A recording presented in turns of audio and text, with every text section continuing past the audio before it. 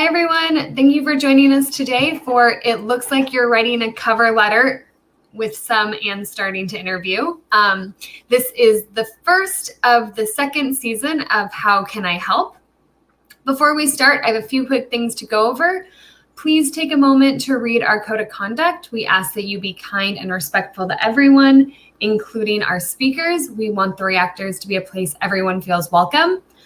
Please ask questions using the live YouTube or Twitch chat. In the chat, we'll also be sharing some links to the Reactor Meetup page and monthly newsletter if you're interested in checking out some other sessions we have coming up. If you haven't already, please check in using our event check-in at aka.ms/reactor check-in with event ID 14631. We will be recording today's session and it will be on our YouTube page in about 24 to 48 hours. And finally, near the end, I will be sharing a link to our reactor survey. If you have a few minutes, we greatly appreciate your feedback. I will now hand it over to Chloe and Gwen.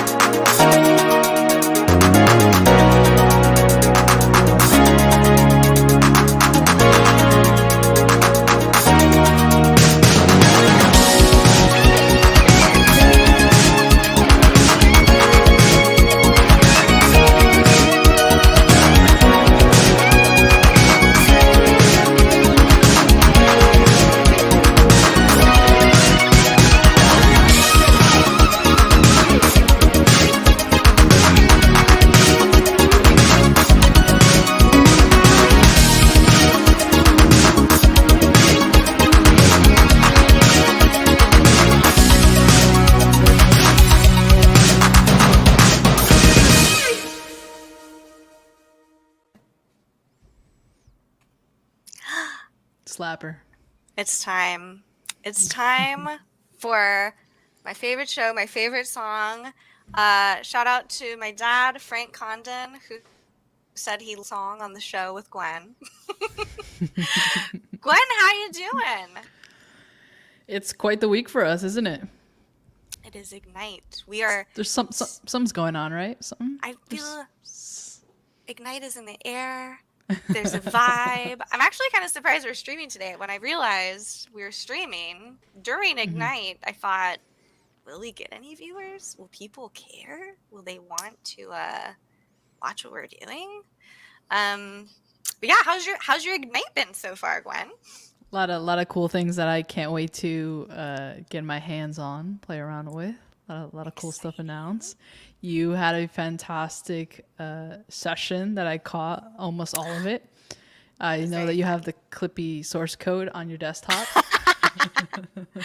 Oh my gosh. For anybody who doesn't know what Gwen's talking about, I actually still have it on my computer. I had to clean up my desktop to prepare for my Ignite talk this morning, and I just put everything into a folder. And as you can see, I have this. This is not actually. This is just like literally all my files that I like dumped in one file. But I was like, will anybody notice this? Like, Oh, will we it noticed. happen? The chat was asking about that. Yeah. I wanted it to be subtle. I almost wore a shirt that I made that had Clippy on it, but I was like, too much. I gotta be subtle about it. But yeah, had baby's first Ignite talk this morning. I was kind of nervous. I never get nervous for talks, but there was something like 2,000 plus people who You tuned had in a for that stream. proper large venue of people just watching you. Isn't that insane? Gosh. How does that feel? I don't know. I'm trying to think if I've ever like performed live in front of that many people, but it was kind of one of those moments where you're like, oh my gosh, I hope I don't like mess up or anything. But it went great. Nothing, my demo didn't break. I did a little prayer to the demo gods beforehand. My computer didn't break down. Also, oh my gosh, we had such a funny comment here from Mike. Evening all. I hope you sorted out your personal gas problems. Oh my. Chloe. So for anybody who missed us last week, I would like to clarify. Very funny, Mike. So literally, Gwen and I were prepared to stream. It was a sensible Tuesday. Gwen, explain what happened, because I want to know your perspective of what happened, because it was terrifying. I gotta say, I think both of us were having. It was a day that day, right? It was, like, we were happy that the stream was about to happen because we needed just a break. We're like, let's just hang out, let's stream. And then literally, I think maybe like 15 minutes before, we just heard like the announcement, like, you need to evacuate now. I'm like, there is a gas leak in the building. I was like, oh God. And you were just like the chillest ever. You're like, all right, I'll be back, I guess. I'm like, I would be losing my mind. Okay, to be fair, I was like, at first I was like, okay, like, it's fine. But then I was like, I've never heard this announcement before. Cut to me running downstairs, grabbing a backpack. I don't even know what was in the backpack, because I was like, we need to like go across the street. Like, this building's gonna blow up. It ended up being fine. I got a matcha. Everything ended up sorting itself out. But shout out to PG&E for causing an accidental gas leak in my building. But I survived, and we're back. And because we canceled last week, we figured today would be kind of like a double combo episode. Absolutely. Ooh, yeah, tell us in the chat where you're joining us from. We've got another Australian in here. I was gonna do my Australian accent, but I was like, not going to. I actually did a musical once, Xanadu, where the character is supposed to have a bad Australian accent. And the reviewer for it said her Australian accent was really bad. And I was like, yes, it worked. But I was like, also, they didn't get it. It was supposed to be bad. So I won't hurt your ears with my bad accent. I'm digging this one. Vibes are currently that needs to be on a t-shirt. That's merch. That is merch. Gwen and I came up with some merch, which is like, I can't deal with this right now. I need to learn blank. So like now when we're stressed, we're like, I can't deal with this right now. I need to learn Python. Like other things to do in my life. I can't do this right now. I have to learn how to do cover letters. Yeah. We got to come up with that merch there. I'm curious also the chat, just quickly tapping back into Ignite, if anyone's been watching and what are you excited about, all that kind of stuff. I was like geeking out on conference stuff, so let me know. Yes. Chloe, you put the B in subtle. Thanks, Brendan. Yeah, and merch coming soon. I mean, Gwen and I, we've just been coming up with all this merch. Oh my goodness, yeah. Ooh, Sacramento. I'm a former Sacramento. Grew up there. East Sacramento. Egypt. Oh my gosh. Wow. We got some Washington, D.C. in here as well. San Francisco. Redmond. Ooh, Redmond. Miss Redmond. I saw, I don't know if folks saw that I'll bring it up and I'll share my screen. But whoever's running the Microsoft Instagram account. You mean it's not you? Okay, it's not me. Everyone thinks it's me because there's a lot of Clippy content coming out of it. But they were posting some very fun Halloween posts. And they did one that was like, guess where this is? And it was like a spooky Redmond. And I miss Redmond. Can we I was talking about this last week with someone else, but can we just acknowledge the icon that Clippy is? That everyone used to make fun of Clippy, but Clippy is just an icon, pop culture icon.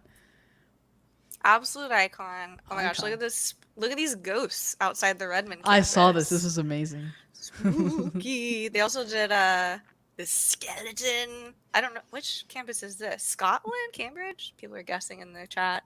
If you're not following the Microsoft Live account, highly recommend. Some very good content. Whoever you are, it's not me. I swear. I'm like, I wish that I ran it. Oh my gosh! But did you see what? Okay, so for anybody who doesn't know, I'm a huge Clippy fan. It's a huge part of my brand. And anytime the Microsoft account tweets something, hence why we have our little Clippy mascot above Gwen's head here. Anytime they tweet something, they're like, someone will comment without fail, there's no way Chloe Condon does not run this account. And today I got tagged in one that honestly I had to double take. I was like, did I make this post? I saw that. I always think of you whenever I see Clippy. I don't run it. It's not me. This one. Is it for me? Is for me? I want to make this my desktop background. I'm going to save this image right now. It's so cute. Save image. It's for me. I saw someone quote retweet. It's like, there's no way this isn't Chloe or something like that. I really don't. I wish I did, because I wish I could take credit for some of this content. It's a lot of most of it slaps. Look, and also, Chloe. Gwen, you've not worked here during the holidays. They make like Clippy holiday cookies on the account and stuff. Ooh, I can't wait. Can't wait. I'm a big fan. Look at this comment. Look at this. This is iconic. My heart. We need a name for our fans. On Beep Boop, we had our BBs. I feel like, let us know in the chat what as fans you want to be called. We just appreciate you all so much. We have so many repeat guests in the chat that I noticed here. Merch line. Ooh, Mike says, "Oops, the new container apps. There we go. Look pretty sweet. I didn't see those. I saw that. Yeah, I'm actually dying to play with this, so I'm probably gonna once we're done with this, probably hop onto good old Azure portal. What is that? Is it like containers? Like, I guess serverless containers. If you're familiar with Google Cloud Run, which they're sort of like the best of the best in terms of this kind of services. It's sort of similar to that. Its implementation seems pretty neat, so I can't wait to to get into it. Hi from the Moon. Hi from the Moon. I watched a little bit of For All Mankind while my boyfriend was watching it the other day. Moon must be great right now. Great temp. Whoever is running it. Yeah. Colorado. I need some Clippy jewelry. Clippy has the eyes of someone who's done some time on help desk. Oh, I would know because I have those eyes too. Seen some things. So for anybody who's never joined the stream before, welcome. We don't just talk about Clippy the whole time, we promise. You can see you probably see the title of the stream and you see what Clippy's saying over here, which is, it looks like you're writing a cover letter. How can I help? But this stream literally was inspired by Gwen and I both coming from kind of non-traditional paths into the tech world. But regardless, just like having some very shared interest in helping people interview and get into this space. So Gwen, what have we covered so far on this show? We've covered so much ground so far. We did a lot of, we have a LinkedIn update. We'll dive into that. Let me cue that up. We've done some LinkedIn stuff. We've done some resume stuff. We've done some, just overall sharing our stories as people who have interviewed and been interviewed and things like that. We had a guest. Was that last session or the session before? It was technically the last one because we didn't stream last week. Right. Jeff Fleet. We went through sort of putting together a resume with based off of your LinkedIn and things like that. That was fantastic. That was last season, and like we mentioned, we're going to double up today and cover some cover letter stuff, and then intro our next season for the series, which is all about interviewing. So our goal is to sort of follow this progression as to, like, think about it as like when you want to get a new job, you got to start with, you got to get your documents and your paperwork in order, right? So that's resume, cover letters, and then you got to actually prep for the interviewing aspect of it. So it's like, your phone screening, your on-site, your whiteboarding, all that kind of stuff. So this season for this month is going to be focused on that aspect of it. Gwen, you just gave me an idea because I've been learning about blockchain. I was like, you could put your resume on the blockchain. Ooh. Okay, but this is not a blockchain stream. I digress. Gwen teased a so I sent this. So, you know, Gwen and I, we're friends outside of work. We send each other memes all the ding dong All the day. time. But a huge breaking news, y'all. Breaking LinkedIn news. I sent this to Gwen and I was like, we gotta talk about this on the show. New LinkedIn feature. We, of course, if you've not seen any of our previous streams and you're like, who the heck are these people? This lovely little link down here, aka.ms/how can we help, the letter U, stuff there as well. You can watch all our previous episodes there where we dive a lot deeper into like who we are, what we do, what all the LinkedIn stuff. So if you want to watch our LinkedIn episode, go check that out. But y'all, let me show you this. Look at this. I logged into my LinkedIn the other day and this tooltip showed up and it was like, introduce yourself with 30-second video. What if I just put this clip as my 30-second video? Whoa. Very meta, but I think it would work. I think it would work as well. But I jokingly said I wanted to upload an 80s power ballad. Because I feel like that's like, I was in an 80s cover band in college. It's not on my LinkedIn though. It should be on my LinkedIn.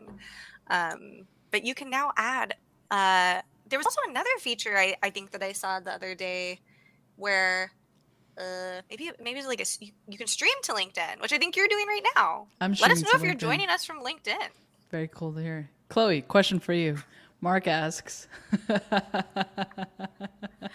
Mark, I feel like you said this on Twitter, right? Someone suggested this to me on Twitter, and I do think I want to do this because if you know me, I love a good Rickroll. I used to have a demo using Azure functions where it was a fake boyfriend app that would call you, and because the Twilio API's documentation has a Rickroll built into it, I was like, I'm just going to keep this in here.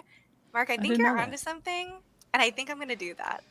So put a pin in that. Next episode, I will show. That's what. Tune in next week to see what I put as my LinkedIn video. I definitely need to try this too. But Chloe, would you recommend this feature for everyone, or like, you know, maybe some pointers as to who should do it or what should be covered in this 30-second video? So that's a good question because I feel like, well, my first thought is how can people abuse this tool? Because that's what I think. Absolutely. Anytime I see something like this. So really hope the engineers at LinkedIn are thinking through that. So this is really interesting, Gwen, because I have a dear friend, shout out to Matt, who I used to work with at Sentry, who's obsessed with LinkedIn. He's a total LinkedIn power user. And I was asking Matt, like, oh my goodness, did you see this feature?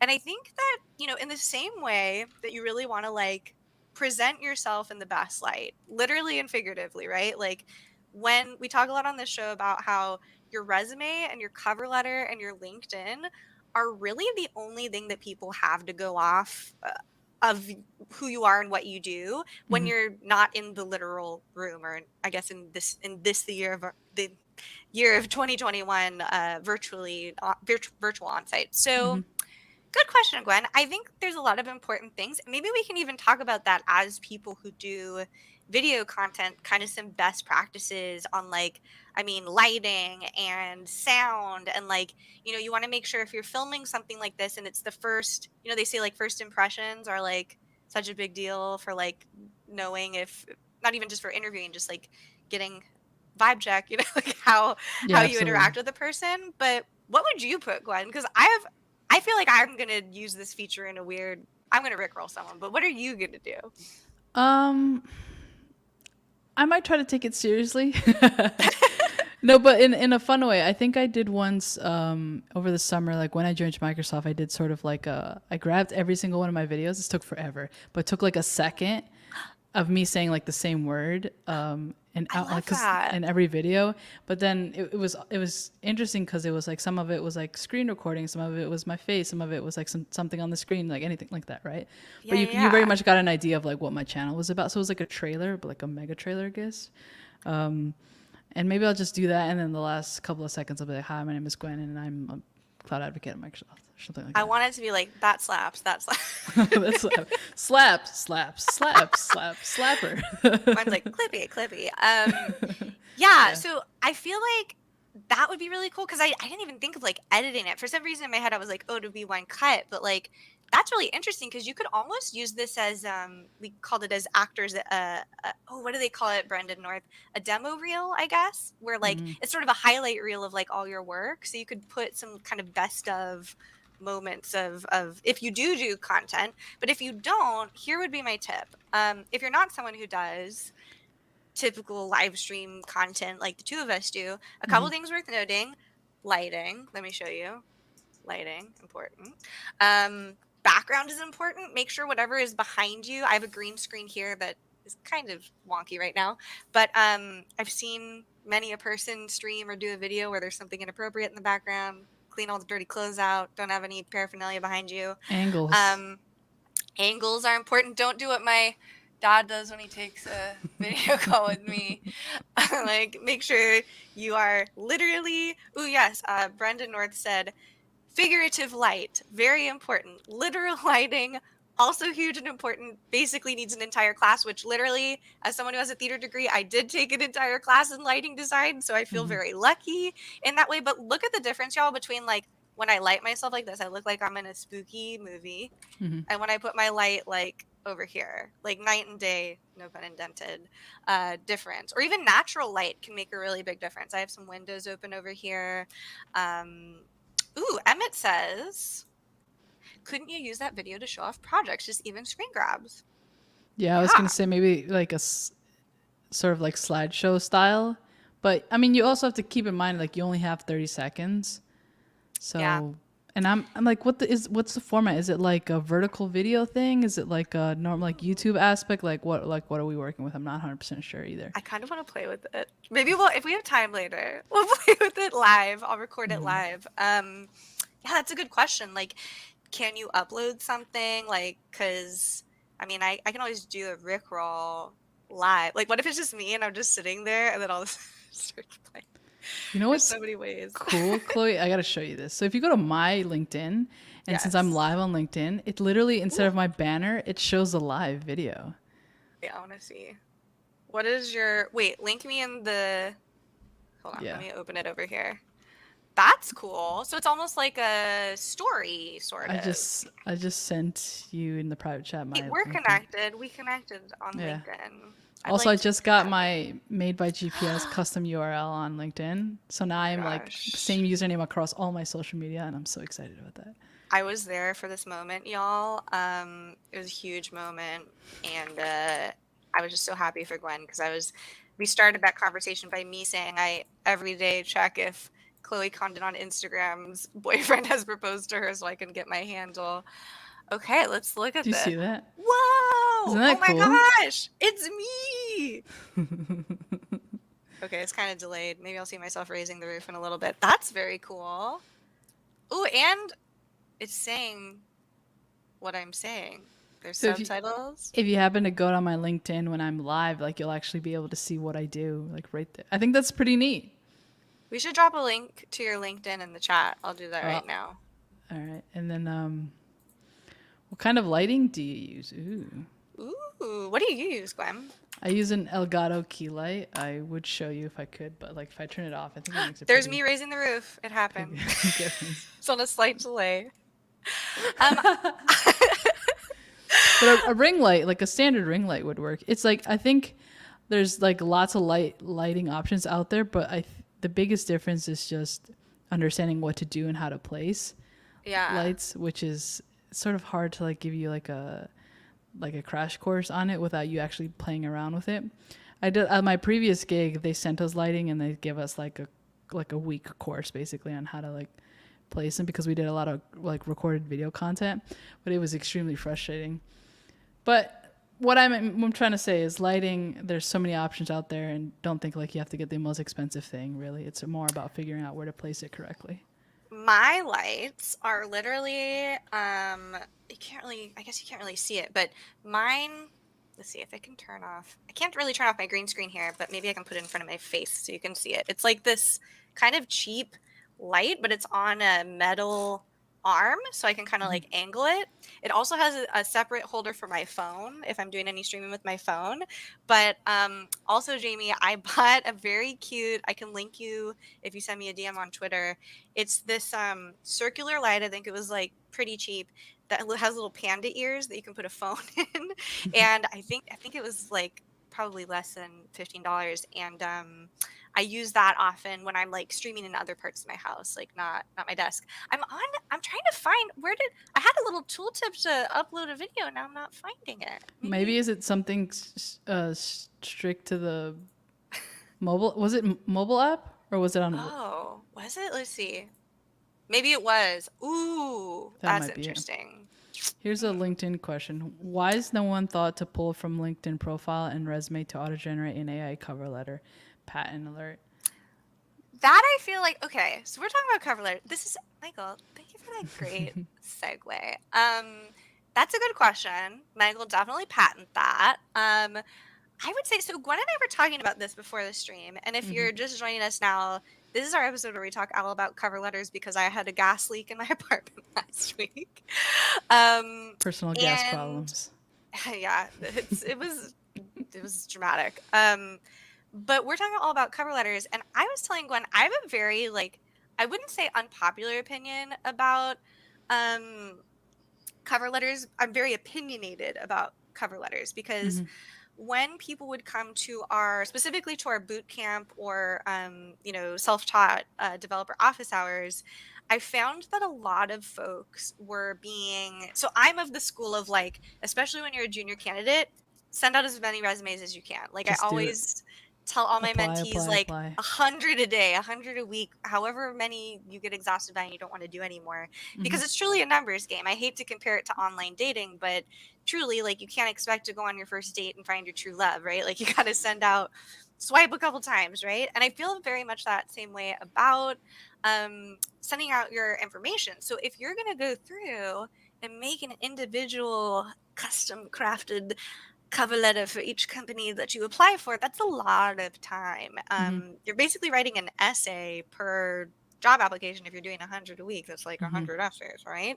So my advice here, and I'm going to see Gwen while I'm bringing up I bet I have some ghosts of resume or cover letters passed in my old drive here.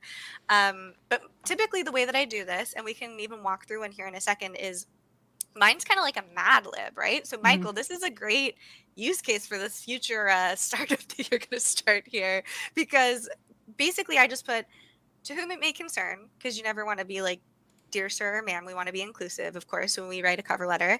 And then I just have a fill in the blank for the company name, because I'm saying the same thing every time I send a cover letter, which is, here's who I am, here's what I'm about, here's the kind of job I'm looking for, here's why I think I would be a good fit for your company. Those are really kind of the only 3 or 4 points that you need to cover in a cover letter, no pun intended.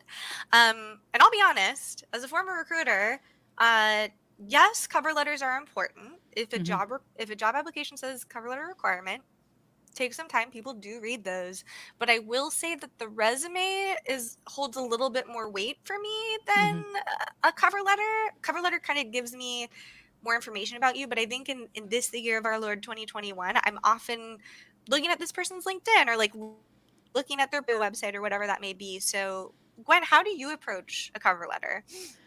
I mean, just to follow up on that last point that you made, I feel like there's just so many other avenues that people can find more about you than a cover letter. Like you mentioned, LinkedIn, but a Twitter. People often have professional Twitters or Instagram, just social media in general. That, I don't know, cover letters just don't make sense to me. With that being said, and like you mentioned, it is a game that we must play. So when it's required, I think I've always actually provided cover letters, but only very few roles have I been I'm actually sitting down and writing a custom cover letter for this, right? For example, I have my cover letter pulled up for this role that I'm in, for my cloud advocate role now. I remember taking time on that, really reading the description, really making sure that I'm making aware of what I'm bringing to the table, why I want this, how I found out, and all that kind of stuff. But there's no way I would have done that for every single role.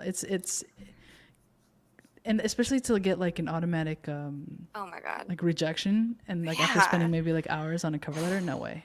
I will Definitely never not. forget. I'm sure I've told this story on the show before, but it's worth repeating because I love to share failure stories because I feel like it helps other people when they experience these things. Oh, But I definitely. will never forget the first job I ever applied for. I love Fitbit, so like no shade to Fitbit, but you know I wear my Fitbit every day. I was this junior developer, fresh out of my boot camp, and I was like, all right, gonna apply for my first job. Applied to Fitbit, like spent all this time on the cover letter, the resume, and was auto rejected like probably 20 minutes after I sent it. It was like very obvious that some recruiting software had filtered me through. And Yeah. that's like exactly what you said, Gwen. Like you want to make sure that you're spending your time in the right places.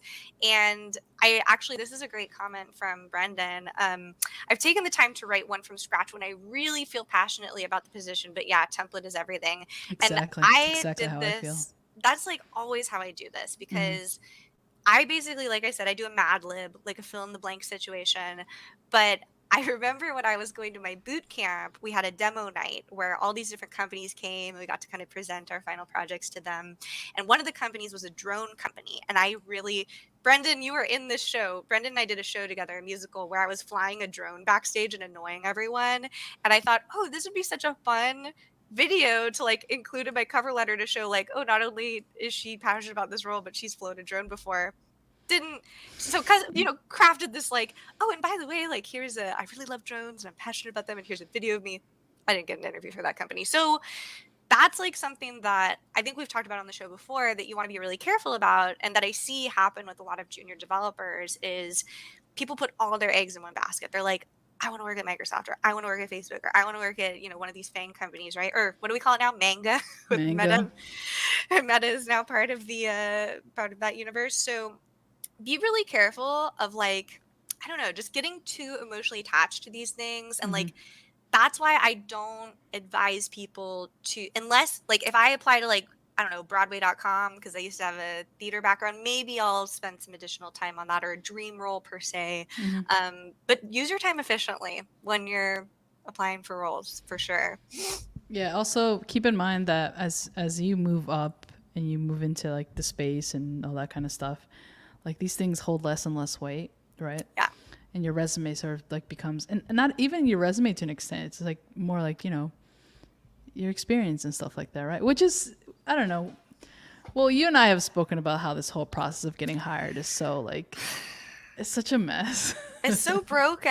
I feel Yeah. like, there are so many amazing, incredible candidates. I mean, myself included, I'd like to say when I was a junior developer that like the door is just not open to a lot of folks, especially with non-traditional backgrounds, especially self-taught folks. So like, Gwen and I are obviously living proof that you can bang down the door, get inside. But I think it's important to note that like, I mean, Gwen, I'll be the first to admit, like, I've been rejected from so many jobs. Like, it's not like I just applied to Microsoft and like got the job. You even shared on our previous episode that this time was your second time Third applying? time. This is my third time.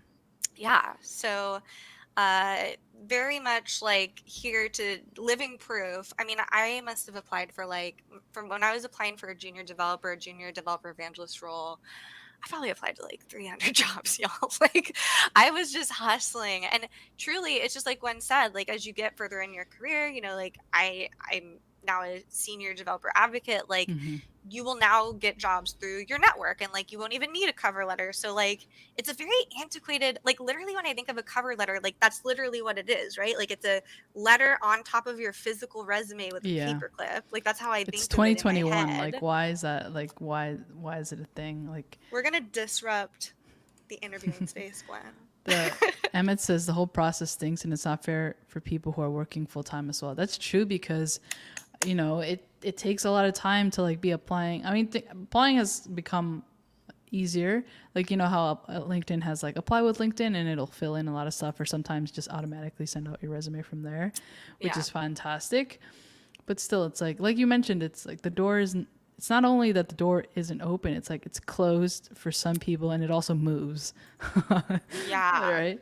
Yeah. It's a moving target. And like, I also feel like the industry, like, I don't know, it's interesting because the industry has adapted and changed a little bit, and that like I see I see quote unquote innovation happening in the interview space, right? Or like we're doing less whiteboarding, we're walking through more projects together for these kind of interviews. So like it's slow incremental change in the industry, but or like I think I mentioned on a previous stream, when I was applying for jobs like hardcore as a junior developer, there was this I think it's like an API or a service called Lever. But anytime I was applying for a job and they had Lever, I was like, great, I don't have to upload my freaking resume and cover letter again, because like we've talked about this on previous streams, it is so like uploading a cover letter is just kind of like copy paste or point and click, right? But like having to like it is 2021. Please, for the love of Clippy, stop making people manually input their resumes into like recruiting software. Like I can't. I don't understand. It's anyway, back to cover letters. Yes. Do we want to show some examples? Because, you know, as much as we have opinions on how they suck or may not suck or whatever it is, there's still a thing that's somewhat required. So let's give some tips or maybe show some examples. How about that? Or we have some URLs as well. We have some URLs. So what I figured, do you have some sample ones, Gwen? Because we can share a couple of yours and I can search for mine as well. I have my, let me pull some up. Here's some resources we're going to just show you and walk you through real quick. So this one is aka.ms, I'll drop these into the chat, / how can I help links 4A. And this one is a handy dandy little resource that we found on the Microsoft 365 blog. And this is how to write a great cover letter for a job. So we'll just like quickly go through here. So, oh, look. They have 3 bullet points too. Explanation for why you're applying for the role. A description of how your past work history makes you an outstanding candidate. And a hint of your soft skills and ability to adapt to a new work culture. I love that. Solid framework right there. Ooh, look, question of the hour. Why is having a good cover letter important? They're optional for some applications. In the current tight job market, employers try to make it easier for people to apply for their positions. However, that doesn't mean that you shouldn't write one. Yeah, interesting. Okay. Cool. 10 tips. Ooh, let's break down these tips. Address your recruiter or hiring manager by name. I was going to say that is that's a hard one because sometimes it's not very easy to like figure out. Then you got to go poking around and like. If you have a contact, go for it. Yeah, absolutely. If you know it, absolutely. Right. But I would stick to, I don't like sir or ma'am, it's not inclusive. To whom it may concern is usually my go-to for these. Let's see, link your history to the job description. Okay. Show, don't tell. Okay, show them instead of telling your audience. Give examples. I like that. Create a story. Okay, yes. Use appropriate, approachable tone. Okay, I will say when I applied to, I want to say Yelp. Yes, it was like one of my first jobs out of college. I was like, I'm a rock star candidate, and you want me to work there. And I did get the job. So read the room. If you're applying for Disneyland, maybe a little different. Actually, no. Still be professional for Disneyland. John Papa can sound off in the comments if he's tuning in. Ooh, insert your personality. Insert here. What would you put to insert your personality, Gwen? I feel like with me, it's more of like the overall, like the tone and maybe keeping it concise because I'm sort of just like a concise kind of person. And we'll see in like my examples. And I'm just sort of like straight to the point kind of thing. I feel like that's the way that I insert my personality. So if anybody registered for this event on the Microsoft Reactor Reg page, I try to put my personality into all of my writing, from like my tweets to my bio. And I always include like a little pun or a joke somewhere in my bio. I think the one I currently have is she's probably one of the only engineers who's played the back end of a cow, an ogre, and like I don't know, something else, because that's really who I am on the job. Like, and I have that flexibility with my role to bring my authentic personality and self to work. So I feel like I would maybe go a little overboard with that. Pull myself back. Ooh, good question. What's the right tone for Microsoft? Well, I would say, so one of the key kind of values that we have here at Microsoft is to bring your authentic self to work. And Genuinely. It sounds cliche, but it really is the truth. I think it's what makes working with a lot of people here just like so enjoyable and wonderful, because there's such a like wide array of human personalities, and we all work together to like create really amazing things. So I would say, Jamie, whatever you think your tone is, use that. Should be the tone you apply. Just don't be disrespectful. That's pretty much it. Don't be rude. Don't be rude. That's like rule number 1 in applying. Don't be rude. Right. Oh yeah, good point, Michael. Might depend on the type of role. That's very true. Yeah. Definitely. Yeah. But I feel like you would be aware of the type of roles that you're going for and like which way you should like sort of speak of yourself. So, you know, I think like trust your gut. Yeah. Here's a funny one. I figured that all managers are called Chris. I don't think I've ever had a manager named Chris. I have. I've had 2. Oh my gosh, I love that. Here's before you move on, I wanted to address this one. Interviewing should not be a numbers game. It is about communicating your skills that fit a specific role and company.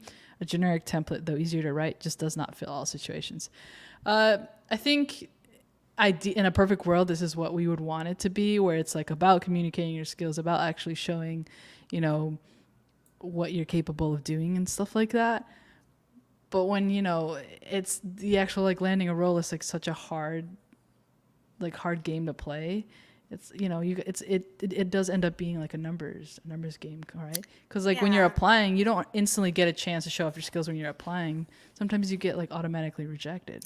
And not all of us have the luxury of being choosy, right? Like, especially when you're a junior candidate and you don't have the experience. I found this happening a lot with, you know, I would mentor folks who are either, you know, they're just starting out their career and they're like, I'm just not getting any interviews. And I was like, well, what's your process? And they would say, well, I really want to work for a nonprofit that works with trees and bugs. And I'm like, great. That is rounding your pool down quite a bit. So if you're, you know, that's very much limiting your options. So if you have the luxury to be choosy, like absolutely, Joe, like I say, go for it. Like craft that cover letter to a T.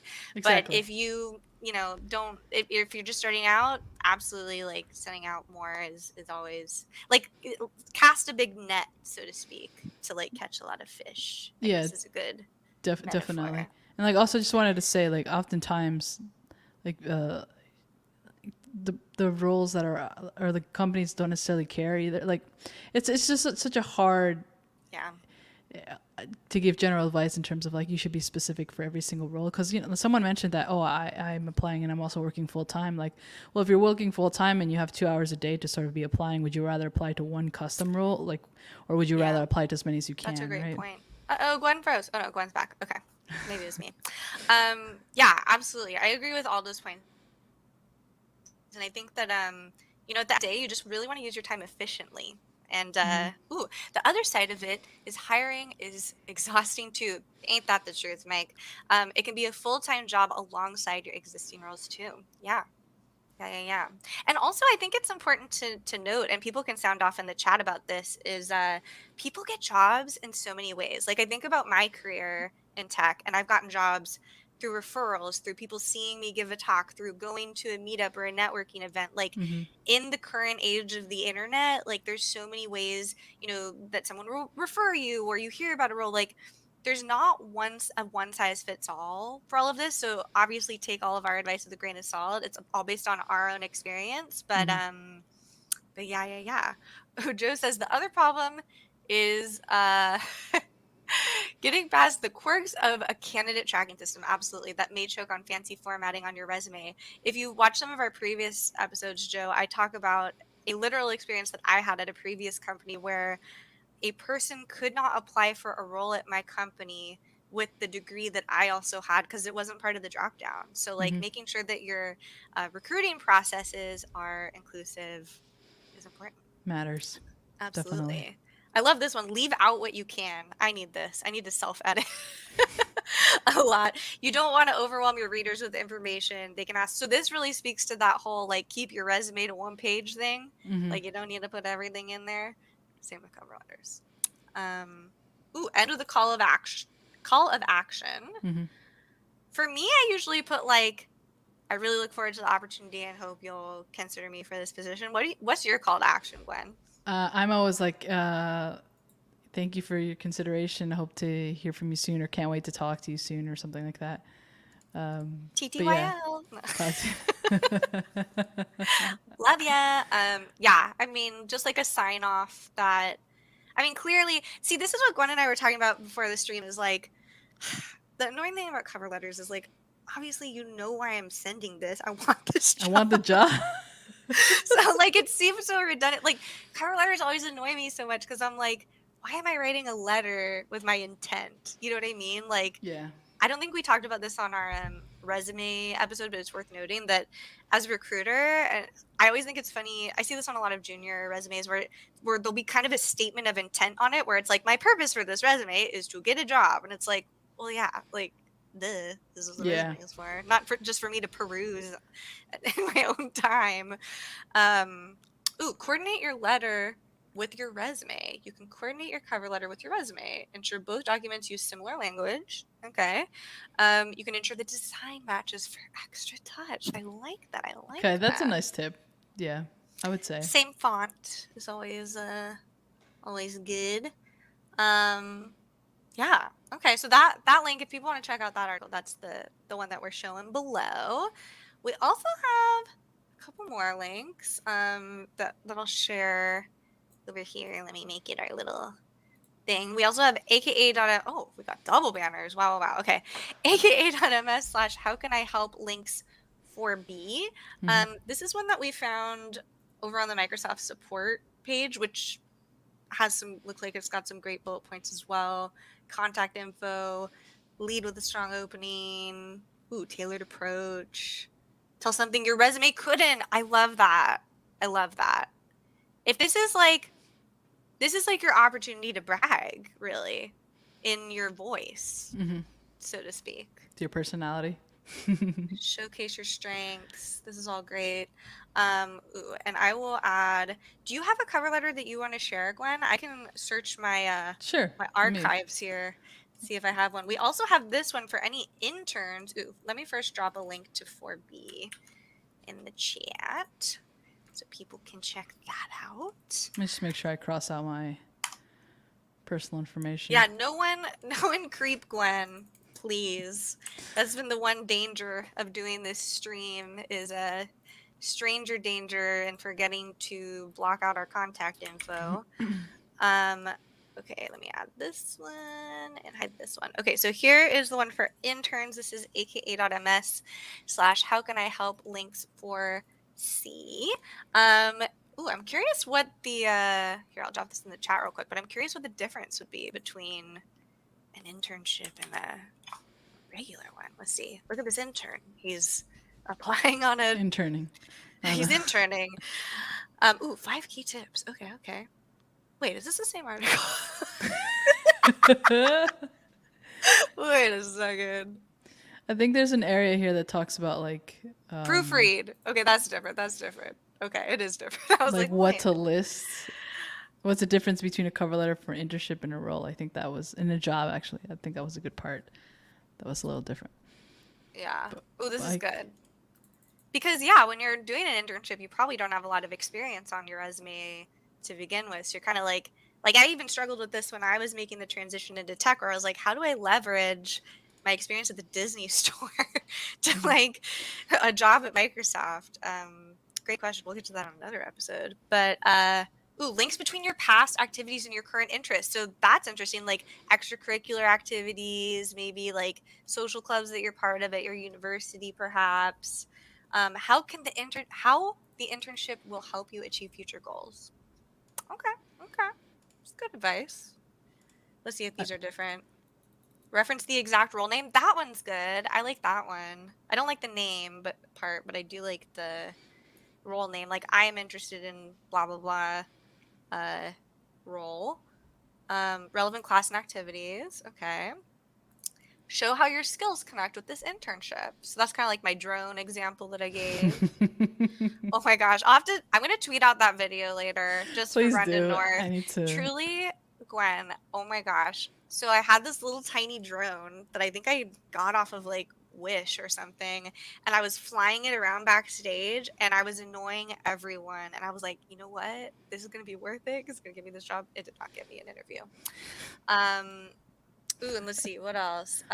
Say what you want to get out of the experience. That one's really good. I That's a think good even one. for a non-intern one, this is really good. Like, I Yeah. want to grow in this role in X ways. Proofread. Oh my gosh, this is so important, fam. This is so okay. Former recruiter here, speaking up to say, if I look at your cover letter and it's a mess, and I'm not talking about if you use Comic Sans, I don't care. Like, use whatever font.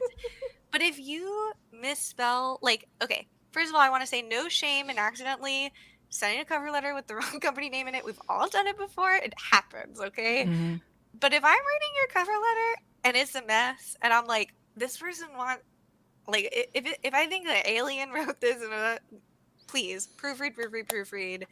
Don't misspell the company name. I've seen that so many times when I used to hire for like contracting positions.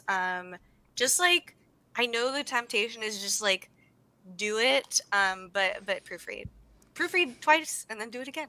Truly. I got an example of one of mine if we want to pull it up. It is, yes. Here, share your screen. And oh my gosh, Brendan North says, I can distinctly remember this drone. A lot of people were very upset with me about this drone. Look at this beautiful font, Gwen. Oh, let me zoom in here. I can read it. It's not that like, read it. long. I wanted a dramatic reading, please. So I knew the hiring manager, so I put that person's name in here. Okay. But that's why it's like highlighted out. I guess not highlighted out, black, whatever it is. So anyway, my name is Gwen, and I'm currently a training architect at 8Cloud Guru, Azure MVP, and YouTuber. And these are all links you can click to. Like, that was my 8Cloud Guru profile, that was my Azure MVP profile, and then my YouTube channel. So you can click directly into those things. That's a great point too, that now that everything's online, you now have the option to like link to these things. Like, a short link goes a long way. Absolutely. I focused on making cloud learning more accessible and less daunting for everyone. For context, this is for my cloud advocate role that I'm in now. This is exactly what I sent. This is a working cover letter, y'all. Yeah. This one is proven to work. Absolutely. I started my tech career as a help desk analyst. The infrastructure team introduced me to AWS, and since then, the cloud learning hasn't stopped. It's opened opportunities for my family and me. Now my mission is to introduce more of my community to the cloud. So this sort of aligns with providing some sort of context to who you are, like what you do, who you are, and then why you're interested in the role is like the following paragraph. Once I saw the cloud advocate role open, I immediately applied. It's been a dream role of mine for a while now. I know a few advocates on the team, and they've been instrumental to my career growth and becoming an Azure MVP, and I'd like to do this to be the same for others. I'd like to help Microsoft continue to educate the community and further diversity in the tech space as a cloud advocate, and hope to hear from you soon. Sincerely, Gwyneth Peña-Siguenza. Standing and ovation. I got the job. Standing ovation. Okay, a couple things I freaking love about this. First of all, and I think this is a tip that everyone should do, read your cover letter aloud, and if it doesn't sound like your language, write it in your voice, because that felt so authentic. This is Gwen's monologue now for auditions. No, I'm just kidding. But that's what I love about it, is like, I know Gwen personally. All of this is true. Like, none of this feels so I just had to go through a bunch of applications for something, not at Microsoft, but I couldn't help but notice that, like, you can tell when, especially with students, like, if this is if you're applying for a junior role or an internship and you're using these like big words that I don't even know what they mean, write it in the actual language you want to do it in. So I love the authenticity of this, Gwen. I love that, like, you talk about your experience. You clearly, in paragraph, I guess, like, it's not paragraphs, but like part 3 here, you say like, oh, like, I'm very aware of this community. I know people in this space. Like, I'm very excited about this role. So this is one of those cases where, like, doing a custom letter, and I'm assuming you did that for this role. Yeah, definitely. Really makes a difference. My time. Yeah. And did you do that for all of the roles you're applying for? How did you kind of approach absolutely that? Not. I knew because I've been wanting this role for a while, like I mentioned in this letter, and I knew that it was gonna probably be like, oh, you got one shot. So I really sat down. I sort of like just did a brain dump, and then I like kind of like cross-referenced with a couple of friends who knew me and like maybe family members like, hey, does this sound like me kind of stuff. Yeah. But it definitely took me a couple of hours. But this is definitely not the same amount of work I've put into other cover letters. This is definitely the one that I've spent the most time on, but it worked out. So Yeah. Ooh, yeah, Brendan, this is such a great example. Condense your. This is like perfect length because also remember, recruiters are just like going through hundreds of candidates often, and like if I see something like this, my eyes are like, oh, great, I'm not gonna be here for like 25 minutes reading this person's personal essay. right. And I also think that like something. Oh, also, I had this idea when you were reading this aloud, Gwen. I think if you're looking for ideas for what to record for your LinkedIn video, you should just do read- the first 2 parts of this. That's Yeah. probably 30 seconds. The like, my name is Gwen. Here's what I do. This is how I started my career. And now my mission is to introduce more of the community to the cloud. Like, and I love scene. it. That's your Yeah, script. I'm totally gonna do it now. I'll show y'all next stream. That's gonna be our big reveal next week. Wait, what is our episode next week? It's we should tease it in the last couple minutes that we have. Let We me do get have a our- few minutes. I was about to say let's make sure people are aware of what's going on. But overall, to summarize cover letters, some jobs require them. Let's switch back to like one of these.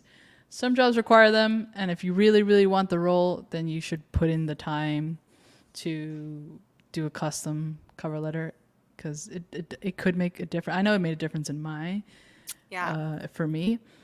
But then again, don't be afraid to send out one that's sort of like a template because it could also be a numbers game.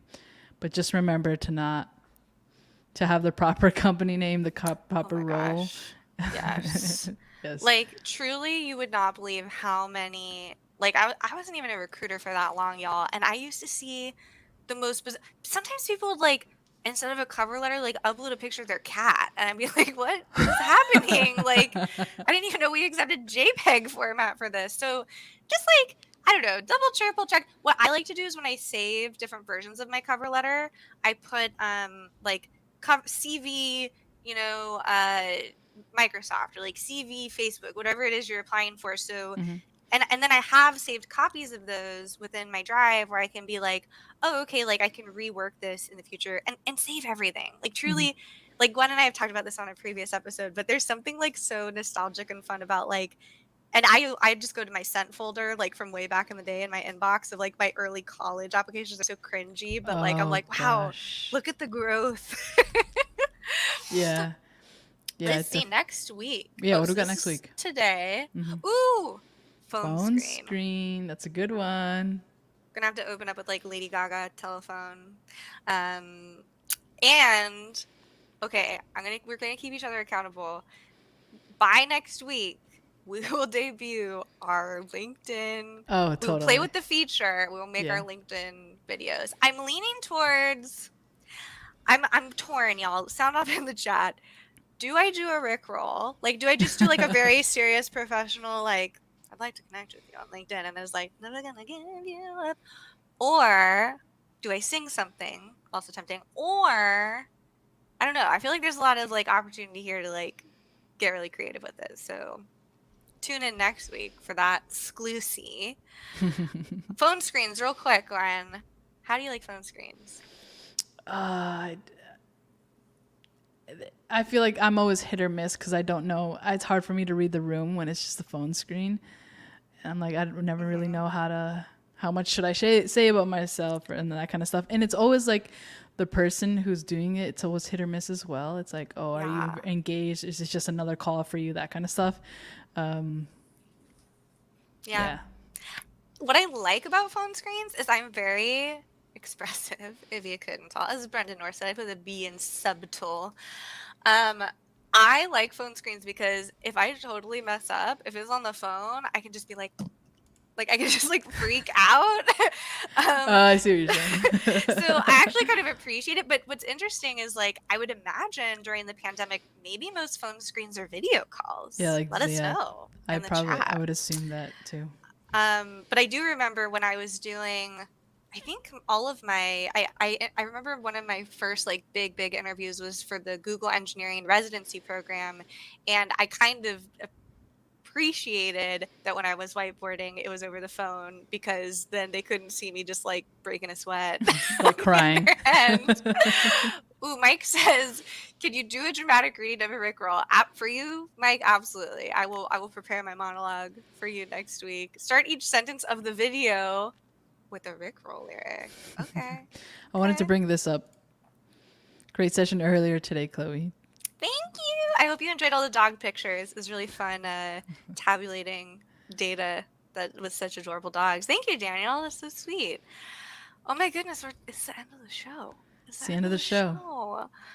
Well, in conclusion, also that's another thing. Like, be really aware of, like, just like what I loved about Gwen's cover letter that she showed earlier was there's all this sort of like, I don't know, not technical jargon, corporate jargon, like to whom it may concern, and like in conclusion. Like, what I loved about your letter is that it felt authentic and actually something that I could see you reading. And I think the more you can be in anything you do authentic, the better chance you're going to get at getting the role.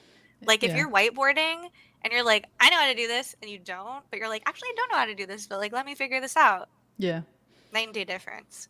Yeah. Set yourself up for success by being who you are. That way you don't have the pressure of trying to act, right? Because it doesn't work out. Yeah. I mean, all the world's a stage, but it gets exhausting pretending to be someone else. All right. Should we close with our song? Gotta end with a slapper. All right. We'll see you all next week with our LinkedIn professional videos on our LinkedIn. And until then, we will see you on next week's episode. Bye. How can I help?